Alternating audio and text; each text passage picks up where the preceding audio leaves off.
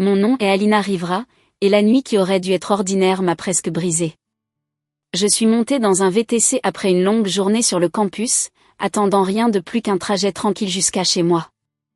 Mais quelques minutes plus tard, le conducteur a verrouillé les portes, m'a regardé dans le rétroviseur et m'a dit d'une voix basse, « Vous n'êtes pas en sécurité chez vous. » Ma poitrine s'est serrée et avant que je ne puisse même esquisser un mot, il a fouillé dans la console, m'a tendu un téléphone et a dit, « Écoutez, si vous êtes déjà sur le bord de votre siège, n'oubliez pas de vous abonner et de commenter d'où vous regardez, car cette histoire est l'une de celles que vous n'oublierez pas. » Cette nuit avait commencé si normalement. Je quittais la bibliothèque après une longue séance d'études.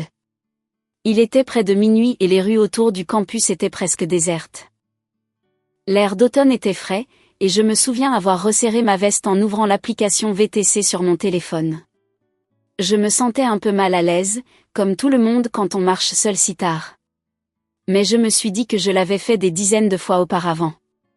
Quand la voiture s'est arrêtée, je me suis glissée sur la banquette arrière, heureuse d'être à l'intérieur. Le conducteur semblait avoir une petite quarantaine, silencieux, portant une casquette de baseball tirée bas sur son visage. Rien chez lui ne semblait inhabituel, du moins pas encore. J'ai jeté un coup d'œil à mon téléphone et j'ai rapidement envoyé un SMS à ma mère. Je rentre à la maison maintenant. J'arrive bientôt. Presque instantanément, elle a répondu la même chose qu'elle faisait toujours. D'accord, Mia. Verrouille la porte quand tu rentres. Cette petite routine me réconfortait. J'ai souri à ces mots, pensant à quel point ma mère s'inquiétait toujours, sans jamais réaliser que dans quelques minutes, je me battrais pour comprendre pourquoi elle était celle en danger. Le ronronnement du moteur de la voiture remplissait le silence alors que je regardais les rues familières défiler. Au début, j'ai pensé que le conducteur évitait peut-être le trafic, mais quelque chose n'allait pas. Je me suis penchée vers la fenêtre, scannant les panneaux de signalisation. Il avait manqué le virage qui nous ramenait directement à la maison. Mon cœur a fait un bref bond, mais j'ai essayé de rester calme. Peut-être qu'il connaissait un raccourci, me suis-je dit. Pourtant, j'ai ouvert mon téléphone pour vérifier la carte, et c'est là que j'ai entendu le léger clic. Le son était net, indubitable. Les verrouillages pour enfants. Ma main a instinctivement atteint la poignée de la porte, mais elle n'a pas bougé. C'est là que sa voix a percé le silence, basse et régulière. Vous n'êtes pas en sécurité chez vous. C'était une chose tellement étrange à dire que pendant un moment, mon cerveau s'est figé, ma poitrine s'est serrée et une vague de panique s'est répandue dans mon corps. J'ai réussi à parler, ma voix tremblante. Qu'est-ce que vous voulez dire? Ramenez-moi à la maison tout de suite. Il n'a pas répondu à ma demande. Au lieu de cela, il a fouillé dans la console avant, a sorti un téléphone et me l'a tendu. Ses yeux dans le rétroviseur étaient sérieux, presque urgents. Écoutez, dit-il fermement. J'ai hésité, ma main tremblant en prenant le téléphone. Je l'ai collé à mon oreille, m'attendant à la voix d'un étranger, peut-être une mauvaise blague, mais ce que j'ai entendu m'a donné des frissons glacés. C'était ma mère. Sa voix était affolée, désespérée. S'il vous plaît, laissez ma fille en dehors de ça. Elle ne sait rien. J'ai failli laisser tomber le téléphone. Maman. Maman, que se passe-t-il? Ma voix s'est brisée, mais elle ne m'a pas répondu directement. Elle parlait à quelqu'un d'autre, quelqu'un que je ne pouvais pas entendre clairement. Je pouvais saisir des fragments de ses mots, des supplications, des marchandages, mais rien de tout cela n'avait de sens. Pourquoi est-elle au téléphone? Ai-je exigé, mes yeux fixés sur le reflet du conducteur. Il n'a pas bronché. Sa voix était calme, presque froide. Vous aviez besoin de savoir la vérité. Rentrer chez vous ce soir vous aurait mis en danger. Je ne pouvais pas laisser cela se produire. Ma prise sur le téléphone s'est resserrée jusqu'à ce que mes jointures blanchissent. Je ne comprenais pas. Qui était cet homme? Pourquoi me disait-il que je n'étais pas en sécurité dans ma propre maison? Et pourquoi ma mère était-elle au téléphone avec quelqu'un qui la terrifiait clairement? La peur me rongeait, mais je ne pouvais pas la laisser prendre le dessus. Je me suis forcée à réfléchir. Je devais obtenir des informations. J'ai stabilisé ma voix du mieux que j'ai pu. Quelle vérité? De quoi parlez-vous? Que arrive-t-il à ma mère? Il y a eu une pause, puis sa réponse. Votre famille n'est pas qui vous pensez qu'elle est. Et ce soir, le passé vous a rattrapé. J'ai secoué la tête, la confusion combattant la terreur. Ma mère était infirmière, l'une des personnes les plus désintéressées que je connaissais. Elle travaillait de longues heures, soignait des étrangers et rentrait chez elle épuisée mais souriante. Quel passé pouvait-il bien vouloir dire?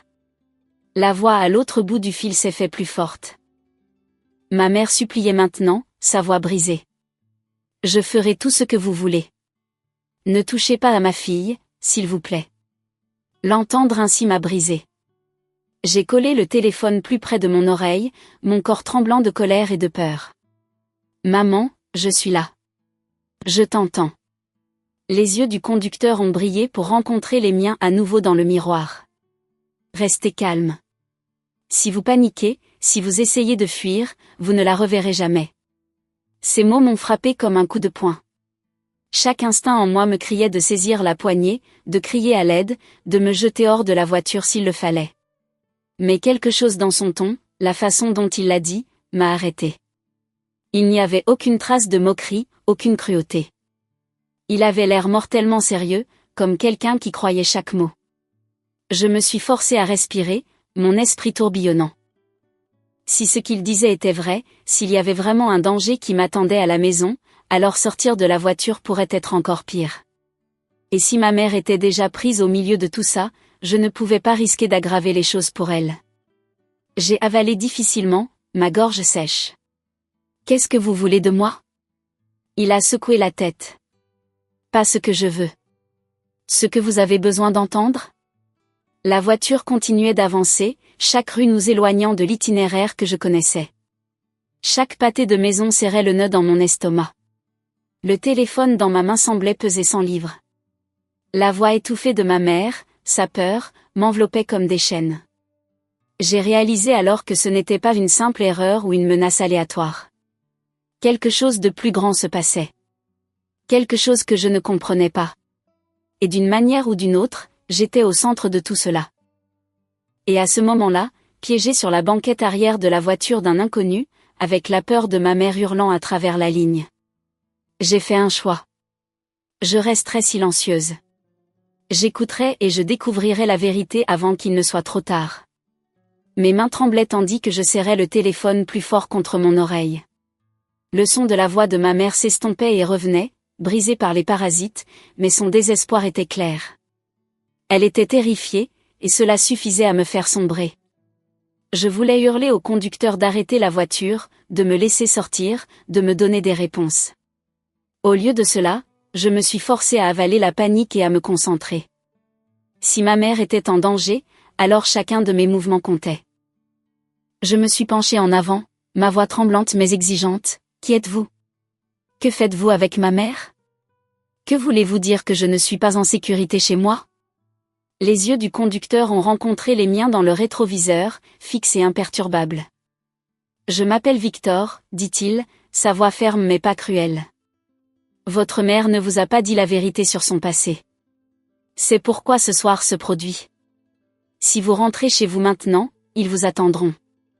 Vous marcherez droit dans le piège, et il n'y aura pas d'issue. J'ai figé, ces mots me submergeant comme une vague. Ma mère cachait quelque chose. Elle était la personne la plus honnête et la plus travailleuse que je connaissais. Elle passait sa vie à s'occuper de patients. Rentrait chez elle épuisée, mais parvenait toujours à me faire un sourire. Quel genre de secret pouvait-elle bien avoir qui apporterait des hommes menaçants à notre porte? Ma poitrine s'est serrée de colère. Vous attendez de moi que je vous croie? Vous m'avez enfermé dans votre voiture. Vous pourriez être le danger. Sa mâchoire s'est serrée alors qu'il agrippait le volant. Si je voulais vous blesser, je l'aurais déjà fait. Je ne suis pas votre ennemi, Alina. Je suis celui qui vous maintient en vie en ce moment. La certitude dans son ton m'a secoué plus que ses mots. Je voulais le nier, m'accrocher à l'idée que ce n'était qu'une horrible erreur, mais au fond de moi, je savais que quelque chose n'allait pas du tout. Le téléphone a grésillé à nouveau, et la voix de ma mère est arrivée. Alina, écoute-le. Ne te bats pas, s'il te plaît. Fais ce qu'il dit. L'entendre se ranger de son côté m'a tordu l'estomac. Elle avait l'air brisée. Terrifiée d'une manière que je n'avais jamais entendue auparavant. J'ai appuyé ma main libre contre ma poitrine, essayant de calmer mon cœur qui battait la chamade. Maman, de quoi parles-tu? Que se passe-t-il? Avant qu'elle ne puisse répondre, la ligne s'est coupée. Le silence a rempli mes oreilles, lourd et suffocant. J'ai retiré le téléphone, regardant l'écran noir, mon reflet dans le verre, me regardant en retour avec de grands yeux affolés.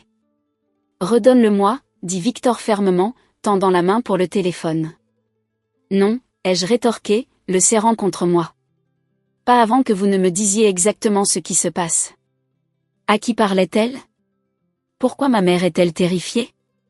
Que voulez-vous dire à propos de son passé? L'expression de Victor s'est durcie. Pendant un moment, il n'a pas répondu. La tension dans la voiture est devenue insupportable. Le silence était plus fort que tous les mots. Finalement, il a parlé. Chaque mot, lent et délibéré. Il y a des années, votre mère s'est opposée à quelqu'un de puissant. Elle pensait que c'était fini. Elle pensait que vous étiez en sécurité. Mais cet homme est libre maintenant. Et ce soir, il a frappé. C'est pourquoi vous ne pouvez pas rentrer chez vous. C'est pourquoi vous êtes dans cette voiture. Mon estomac s'est effondré. Ces mots ne ressemblaient pas à une histoire inventée pour m'effrayer. Ils portaient un poids. Comme des vérités que ma mère avait enterrées et prié que je ne découvre jamais. Mais si c'était vrai, alors toute ma vie avait été construite sur un mensonge que je n'avais jamais vu venir. La voiture a tourné brusquement dans une rue étroite que je ne reconnaissais pas. Mes mains ont serré la ceinture de sécurité alors que ma respiration s'accélérait. Mes instincts me hurlaient de courir, de me battre, de faire autre chose que de rester assise impuissante sur la banquette arrière de la voiture de cet inconnu. Mais une autre partie de moi, celle qui avait entendu la voix de ma mère me supplier d'écouter, savait que je devais me retenir.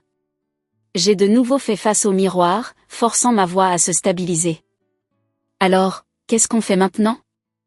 Je reste assise ici et je fais confiance à un inconnu pendant que ma mère est dehors avec quelqu'un qui veut lui faire du mal? Les yeux de Victor se sont plissés. Vous n'avez pas à me faire confiance. Vous avez juste à croire que j'en sais plus que vous. Si vous voulez la sauver, si vous voulez survivre, vous devez rester calme et faire exactement ce que je dis. Il ne s'agit plus seulement de vous. Il s'agit de votre famille. Il s'agit de ce que votre mère a risqué pour vous éloigner. Les mots « la sauver » ont résonné dans mon esprit. Je n'étais plus juste une passagère dans ce cauchemar. Je ne pouvais pas me permettre de geler, de paniquer, de penser comme une victime. Ma mère avait besoin de moi. Quels que soient les secrets qu'elle avait, quel que soit le passé qu'elle avait caché, elle était toujours la femme qui se tuait à la tâche pour mettre de la nourriture sur notre table et de l'amour dans notre foyer. Je n'allais pas la laisser affronter cela seule. J'ai pris une inspiration tremblante, chaque nerf de mon corps en feu. D'accord, j'écouterai. Mais si vous me mentez, si vous êtes la raison pour laquelle ma mère est en danger, je le découvrirai et je ne vous pardonnerai pas. Pour la première fois cette nuit-là, l'expression de Victor s'est légèrement adoucie, bien que ses yeux soient restés vifs. C'est l'esprit dont vous aurez besoin. Tenez-vous la voiture a accéléré, les lumières de la ville flouent à l'extérieur de la fenêtre. Ma peur n'avait pas disparu, mais quelque chose en moi avait changé. Je n'étais plus juste terrifiée. J'étais en colère, déterminée, prête à affronter quelle que soit la vérité qui m'attendait, peu importe à quel point elle allait briser le monde que je croyais connaître. Et avec ce choix, tout ce qui concernait cette nuit et ma vie a commencé à changer. Les lumières de la ville passaient en traînées jaunes et blanches alors que Victor s'enfonçait dans des rues que je ne reconnaissais pas. Ma prise sur mon siège s'est resserrée alors que le nœud dans mon estomac devenait plus lourd. Chaque nerf en moi me disait que quelque chose d'important était sur le point de se produire. Quelque chose que je ne pouvais pas contrôler. Mon téléphone reposait inutilement sur mes genoux.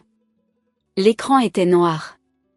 Les derniers mots de ma mère résonnaient encore dans mon esprit. Écoute-le, Alina. S'il te plaît. Les mots n'avaient pas de sens, mais ils portaient un poids. Ma mère n'aurait jamais soutenu un inconnu à moins que le danger ne soit réel. Pourtant, je n'arrivais pas à me débarrasser de cette pensée. Et si tout cela n'était qu'un piège élaboré? La voix de Victor a brisé le silence. Ils surveillent déjà votre maison. À l'heure qu'il est, ils savent que vous n'y êtes pas. Ils essaieront de vous faire sortir d'une autre manière. Nous devons agir vite. Avant que je ne puisse répondre, des phares ont soudainement jailli vivement dans le rétroviseur. Une voiture s'était engagée derrière nous. Proche? Trop proche? Mon pouls a grimpé en flèche. Victor, cette voiture nous suit. Je sais, marmonna-t-il, sa mâchoire se resserrant. Tiens bon. Il a écrasé l'accélérateur et la voiture a bondi en avant. Les pneus ont crissé alors que nous filions dans la rue étroite. Mon corps s'est pressé contre le siège et mon cœur martelait ma poitrine. Je me suis tourné pour regarder par la vitre arrière. La voiture derrière nous suivait chaque virage, chaque embardée. Qui qu'il soit, ils ne nous lâchaient pas. Qui sont-ils? Ai-je crié par-dessus le rugissement du moteur. L'homme contre qui votre mère s'est opposée? Victor a répondu, sa voix stable malgré le chaos. Il a des gens qui travaillent pour lui. Des gens dangereux. Si jamais ils vous atteignent, c'est fini. La route s'est rétrécie alors que nous traversions une zone industrielle. L'odeur d'huile et de poussière s'infiltrait dans la voiture. Mes paumes étaient moites de sueur, et chaque os de mon corps me criait de m'échapper. Mais il n'y avait nulle part où fuir, nulle part où aller en sécurité. Tout ce que je pouvais faire était de m'accrocher à la ceinture de sécurité et de prier pour que Victor sache ce qu'il faisait. La voiture derrière nous se rapprochait, l'éclat de ses phares nous aveuglait. Soudain, elle a percuté l'arrière de notre VTC, l'impact me projetant en avant. J'ai poussé un cri, serrant le siège devant moi. Ils vont nous tuer.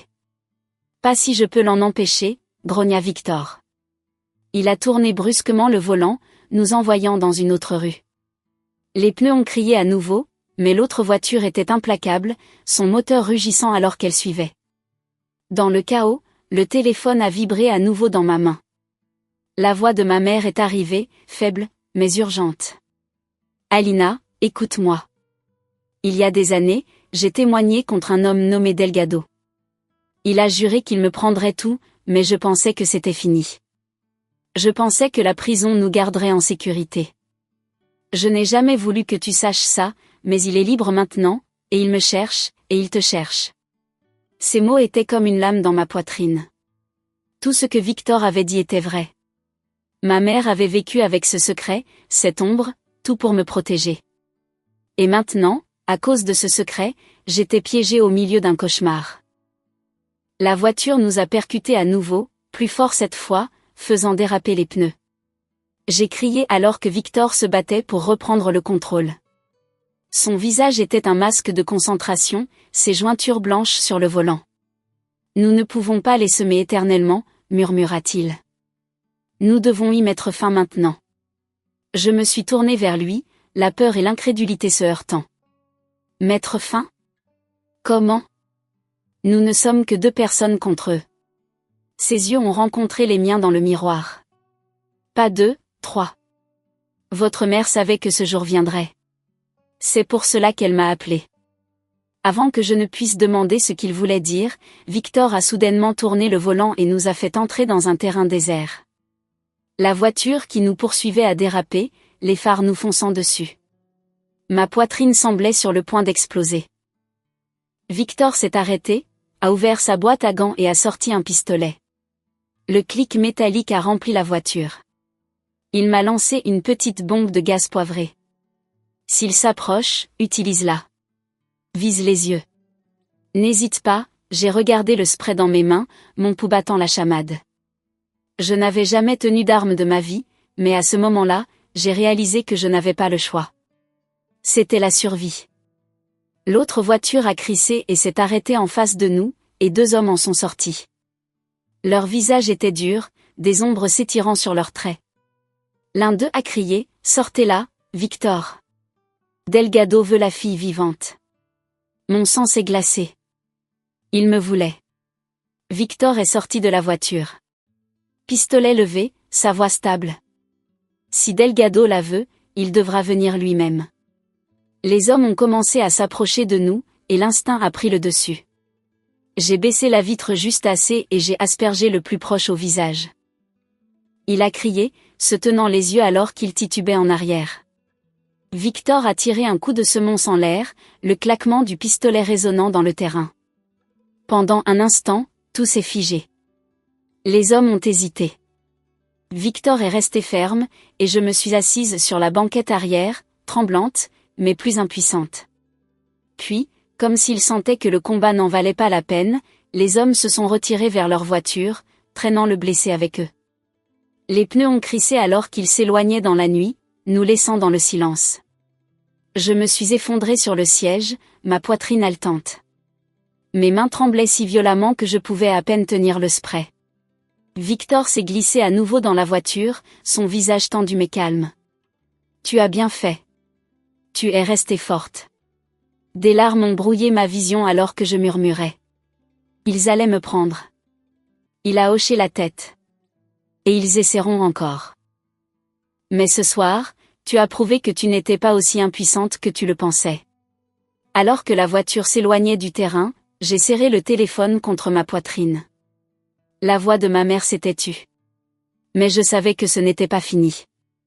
La vérité avait enfin refait surface, et le combat pour notre sécurité ne faisait que commencer. Le silence à l'intérieur de la voiture était assourdissant après le chaos dont nous venions d'échapper. Mon cœur battait encore dans ma poitrine, mais le monde à l'extérieur de la fenêtre semblait étrangement calme. Les lumières de la ville flottaient, mais tout ce à quoi je pouvais penser était la voix de ma mère, le pistolet dans les mains de Victor, et le regard de rage sur les visages des hommes avant qu'ils ne s'éloignent. Pour la première fois de ma vie, j'ai compris ce que c'était que de se sentir traqué. Nous avons roulé pendant près de 20 minutes sans dire un mot. Mes mains serraient le gaz poivré si fort que mes jointures me faisaient mal. Mon esprit tournait en rond, rejouant tout, les serrures qui cliquetaient, le téléphone qu'on me mettait dans la main, la voix désespérée de ma mère, et la violente confrontation qui avait failli se terminer en désastre. Chaque détail semblait gravé en moi, impossible à oublier. Finalement, Victor a parlé. Sa voix était stable, mais il y avait un poids en elle. Nous ne pouvons pas rentrer chez vous. Pas ce soir. C'est compromis. Ils surveilleront, ils attendront. Je vous emmène quelque part en sécurité. Je n'ai pas protesté. Je ne pouvais pas. J'étais trop épuisée, trop consumée par la peur et la confusion. Tout ce que j'ai réussi à demander, c'est « Où est ma mère ? Est-elle en sécurité ?» Sa prise sur le volant s'est resserrée. Elle est dans un endroit sécurisé. C'est là que je vous emmène. Elle sera là. Le soulagement et la terreur se sont écrasés en moi. Le soulagement que je la reverrai. La terreur à l'idée de ce qu'elle devait l'avoir enduré pendant que j'étais piégée dans cette voiture. Ma mère, la femme qui avait toujours été mon refuge, faisait soudainement partie d'un monde que je ne comprenais pas. Quand nous sommes finalement arrivés devant un immeuble calme et clôturé, ma poitrine s'est serrée. La voiture s'est arrêtée et Victor s'est tourné vers moi pour la première fois cette nuit-là. Son expression dure s'est adoucie. « Vous êtes plus forte que vous ne le pensez, Alina. Ce soir l'a prouvé. Mais vous devez comprendre que ce n'est pas fini. » Ces mots ont résonné dans ma tête alors qu'il me conduisait à l'intérieur. Mes jambes étaient lourdes, comme si chaque pas m'entraînait plus profondément dans une vérité pour laquelle je n'étais pas prête. Et puis, dans la faible lumière de la pièce, je l'ai vue. Maman.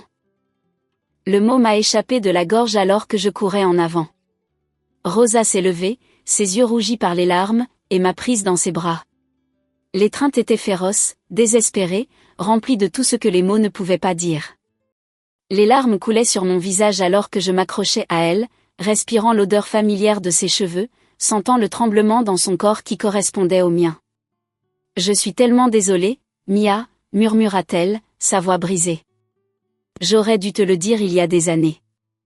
Je pensais pouvoir te protéger en le gardant enterré, mais le passé a un moyen de nous retrouver. » J'ai reculé, cherchant son visage. « Qu'avez-vous fait, maman ? Pourquoi est-ce que ça arrive ? » Ses mains m'ont pris les joues, ses yeux remplis de douleur. « Quand tu étais petite, j'ai témoigné contre un homme nommé Delgado. Il dirigeait des affaires que personne ne devrait jamais connaître. Drogue, violence, Corruption. J'ai vu quelque chose à l'hôpital qui le liait à un crime, et je ne pouvais pas rester silencieuse. Je pensais que la prison y mettrait fin. Mais je me trompais. Maintenant, il est libre, et il cherche à se venger de moi et de toi. Ces mots semblaient être un poids qui tombait sur ma poitrine. J'avais toujours vu ma mère comme forte, mais d'une manière simple et quotidienne. La force de travailler de longues heures, de payer les factures, de nous maintenir ensemble. Maintenant, je réalisais que sa force était plus profonde. Elle avait affronté un monstre et, ce faisant, nous avait mises toutes les deux dans son ombre. Je voulais être en colère qu'elle m'ait caché cela. Mais quand j'ai regardé son visage maculé de larmes, tout ce que j'ai ressenti était de l'amour. Elle avait porté ce fardeau seule pour me donner une vie normale, pour me laisser grandir sans peur, comment pouvais-je la haïr pour cela? Je l'ai serrée à nouveau dans mes bras. Vous n'avez plus à me protéger seule. Je ne suis plus une enfant. S'il vient nous chercher, alors nous nous battrons ensemble.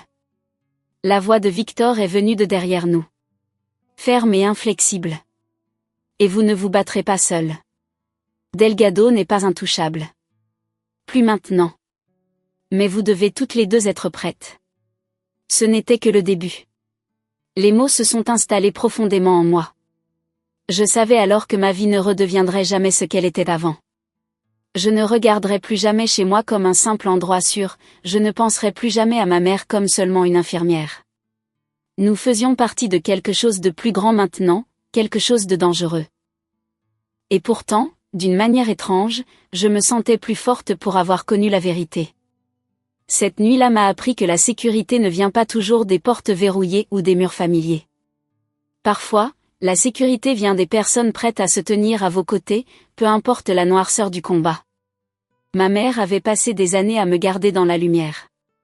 Et maintenant, c'était mon tour de me tenir avec elle dans l'ombre. Alors que j'étais assise là, lui tenant la main, je savais une chose avec une certitude absolue. Nous ne courions plus. Nous survivions. Et bientôt, nous allions riposter. Alors, si cette histoire vous a captivé, n'oubliez pas de vous abonner à ma chaîne et de laisser un commentaire pour me dire d'où vous regardez. Votre soutien compte énormément alors que je partage d'autres histoires comme celle-ci. Wow. We have a lot, America. It's not close. This came in it. Maybe she can eat it less messily. Okay, well, shit. Landed in China. The kid behind us is looking at you like you are the dumbest motherfucker that ever exists. He doesn't know I'm silver in Valorant. I can't believe this, dude. I would fucking kill my teammate if I knew this was happening. Dude, we can tell you're getting chicken burger right now. I'm at McDonald's. Give me a second. Meal review. Chinese What do we got? burger. Unbiased on your hunger, right? We'll go off the best item, just the sandwich, because that's what we really wanted. Okay. Yeah, because we just got the thing to get it. E. R. Son. 8-1. Wow. Wow. Very high rating from Michael. Dude. Because they're It's like- they cooked it Chinese. Okay. That's Let's just crazy. play this or that, just for people at home. This or Popeye's chicken sandwich. This. This or Chick-fil-A sandwich. This. McDonald's McChicken. Cane's This. Chick Anything from this. KFC. This. 1,000%. Wow. It- Wow. the- It's good. It is good. It's so It is good. good. All right. A good chicken more food. Sammy? Oh, this thing looks actually awesome. 这里面包的红豆， Bread hole. That doesn't look good. Oh, Mmm. 真厉害，非常超合。 Okay, translate that one, Cam, because I have no clue what the fuck this guy just said. Like a couple days. Why go around? 你好. Hello. Dude, I fall for the Why? so I can sit in The way they're just like, for why go red? the middle of the grove and someone walks by and they go, Chinese! Chinese! Look at them! Foreigner. Foreigner! Look, Foreigner. Honey, look! Foreigner, hello. I need more food. What do you mean, bro? We I'm just still hungry. But like they seem so friendly, which is also like funny. we had the chicken sandwich. We had the And the chicken leg. yeah, and then we had the mashed potatoes. The mashed potatoes. And then we just had the whole cake. You ate the whole cake. Where's the rest of it? McDonald's are looking so much better. Uh-oh. Ate it all. Oh. Still hungry. Okay. All right. Yeah. Let's eat. I mean, they just must get so. Ooh, that tree's few sick. Foreigners. You want one of these two spots, by the way? Nope. We're not dares. What about? Oh my God, he's playing Valorant too. This one is maybe open. I mean, you could. They got like beef bowls. 可以吃吗? Oh yeah, you can. 我喜欢牛肉。牛肉是吧？对对。嗯，可以。 Is it alcoholic? I don't think so. It's pleasant. Pineapple. Fuck. How do you say? What is this? It's pineapple, bro. 中文。凤梨，凤梨。凤梨，凤梨，凤梨，凤梨，谢谢。Hello. Oh my God, cute. Yeah, that is really cute. That's freaking Quila. Oh, I'm full as hell. There's got to be alcohol. The little kids seeing white people. You haven't That's had so enough funny. to explore that option, I don't think. I don't know. I'm. How many days have we done this trip? This is day 4. 4 days sober. So I feel like it's probably a long time to like build up, get rid of my tolerance. Okay, not to alarm you. What? You're eating the food from here. Yeah. The guy who was cooking left. I mean, the guys The guy who was cooking the food back there left. with that store. Look back there. Is he there? No, he is not. He left. To do what? I don't know. I don't know. I didn't stop to ask him. He's not there. Do you hear cooking happening? I think there's alcohol. Dude, you've barely drank it. Like, I feel fucked up. I mean, at worst, it's a 5% brew. It's just not coming, bro. There's just no one back there cooking. Enjoy this pineapple. It's gonna be 40 minutes. He has to DoorDash it. No, I thought it would be like kind of a fast thing. Don't. You're gonna get drunk. Stop. Stop. Stop drinking. You're gonna cut off. Fucking alcohol. The thing is, I might have just gaslit you into thinking that. No, I'm fucking. Cam, is this alcoholic? Look at that. Do you think that guy was? Drunk. You didn't know that? Look at that. That guy's never had a sip of alcohol in his life. That man sips freaking Baiju in the street. Don't look right now, but behind you. Ah,